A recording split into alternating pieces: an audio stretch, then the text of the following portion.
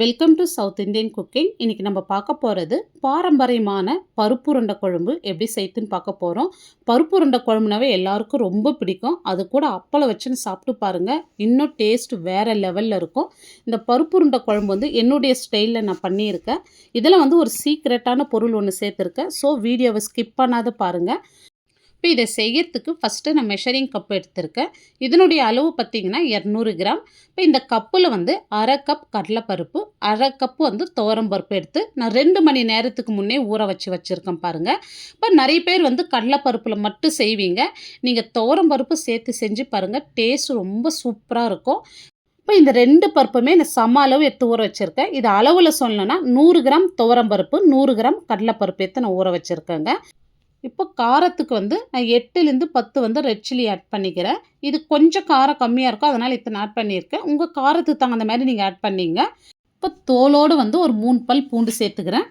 இப்போ இது கூடவே ஒரு 1½ ஸ்பூன் வந்து சோம்பு சேர்த்துங்க. இப்போ இதில் கொஞ்சமாக தண்ணி விட்டு ரொம்ப நைஸாக அரைச்சிடாதீங்க, கொஞ்சம் கொரப்பாக அரைச்சி எடுத்துங்க. இப்போ கொஞ்சமாக தண்ணி சேர்த்து இந்த மாதிரி அரைச்சி எடுத்துங்க. இப்போ இதுக்கு தேவையான அளவு நம்ம உப்பு சேர்த்துடலாம். இப்போ ஸ்பூனில் வந்து 1 ஸ்பூன் வந்து சால்ட்டு சேர்த்துக்கிறேன். இப்போ ஒரு பெரிய வெங்காயமாக 1 வெங்காயம் வந்து நல்லா பொடியாக கட் பண்ணிவிட்டு சேர்த்துங்க. இப்போ 1 பச்சை மிளகாய் நல்லா பொடியாக கட் பண்ணிவிட்டு சேர்த்துங்க.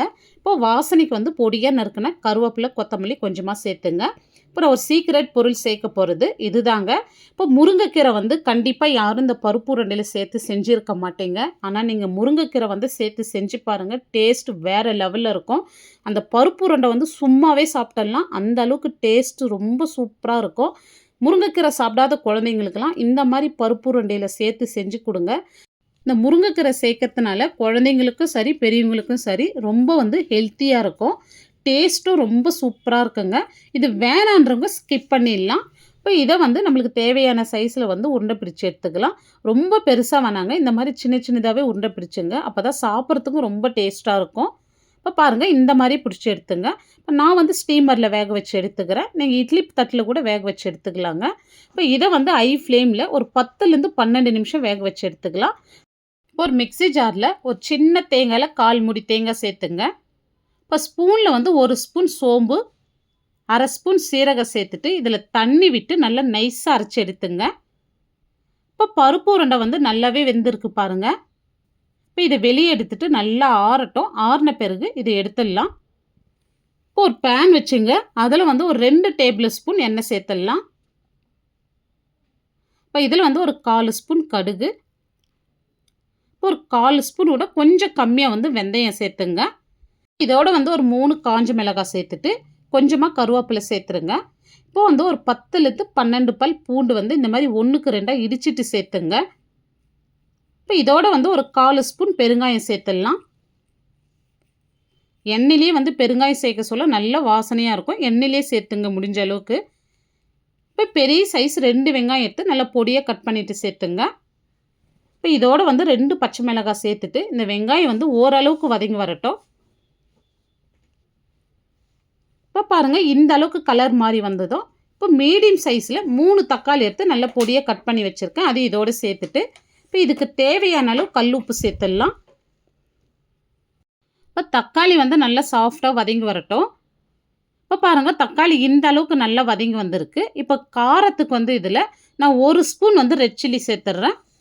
உங்கள் காரத்துக்கு தகுந்த மாதிரி சேர்த்துங்க. ஆல்ரெடி 3 காஞ்ச மிளகாய், 2 பச்சை மிளகாய் சேர்த்துருக்கோம். இப்போ இந்த இடத்துல 1 ஸ்பூன் ரெட் சில்லி சேர்த்துருக்கோம். இப்போ உங்கள் காரத்துக்கு தகுந்த மாதிரி இந்த இடத்துல ஆட் பண்ணிங்க. இப்போ 2 ஸ்பூன் வந்து தனியாத்தூள், 1/4 ஸ்பூன் மஞ்சள் தூள் சேர்த்துட்டு இந்த ஆயிலே நல்லா வதக்கி விடுங்க. இப்போ இந்த அளவுக்கு நல்லா வதங்கி வந்ததும் இதோட வந்து ஒரு பெரிய நெல்லிக்காய் சைஸ் புளி எடுத்து நல்லா தண்ணியை கரைச்சி வச்சுருக்கேன். இப்போ புளி தண்ணி இதோடு சேர்த்துடலாம். புளி தண்ணி இந்த இடத்துல பார்த்து சேர்த்துங்க. இப்போ நம்ம மொத்தமாக வந்து 200 கிராம் பருப்புக்கு இந்த அளவு புளி வந்து கரெக்டாக இருக்கும். நீங்கள் புளி தண்ணி வந்து கொஞ்சம் எக்ஸ்ட்ரா சேர்த்துட்டா வந்து டேஸ்ட்டு மாறிடும். இப்போ நம்ம புளி தண்ணி சேர்த்துட்டு கொஞ்சமாக தண்ணி சேர்த்துக்கலாம், நிறைய சேர்த்துறாதீங்க. ஆல்ரெடி நம்ம பருப்பு உருண்டை வந்து வேக வச்சு வச்சுருக்கோம். இப்போ இந்த அளவுக்கு தண்ணி சேர்த்தா போதும். பாருங்கள், இந்த அளவுக்கு தான் சேர்த்துருக்கோம். திக்னஸ் இந்த அளவுக்கு இருக்குது பாருங்கள். இப்போ இந்த புளியோட பச்சை வாசனை போகிற வரைக்கும் ஒரு 4லேருந்து 5 நிமிஷத்துக்கு வந்து அது நல்லா கொதிக்கட்டும். இப்போ பாருங்கள், கொதித்து இந்த அளவுக்கு திக்காக வந்திருக்கு. இப்போ இப்போ இன்னும் நல்லா திக்காக இருக்குது பாருங்கள். இப்போ பாருங்கள், நான் தேங்காய், சோம்பு, சீரகம் அரைச்சதை வந்து நான் வடி போட்டு அந்த பால் மட்டும் சேர்த்துக்கிறேன். நீங்கள் அரைச்ச பேஸ்ட்டு கூட அப்படியே சேர்த்துங்க. அது உங்களுடைய விருப்பம். இப்போ இதை சேர்த்துட்டு வந்து தண்ணி எதுவும் சேர்க்காதீங்க. ஏன்னா ஆல்ரெடி நம்ம பருப்பு உருண்டைகள் வேக வச்சுருக்கோம். அதனால் கன்சிஸ்டன்சி இந்த அளவுக்கு போதுங்க. இப்போ இதோட வந்து பொடியாக நறுக்குன கொத்தமல்லி சேர்த்துடலாம். இப்போ இது வந்து ஒரு 2லேருந்து 3 நிமிஷம் நல்லா கொதிச்சு இன்னும் நல்லா திக்காக வரட்டும். இப்போ பாருங்கள், நல்லா கொதிச்சு இன்னும் நல்லா திக்காகி வந்திருக்கு பாருங்கள். இப்போ நம்ம வேக வச்ச பருப்பு உருண்டை வந்து இதோட சேர்த்துடலாம்.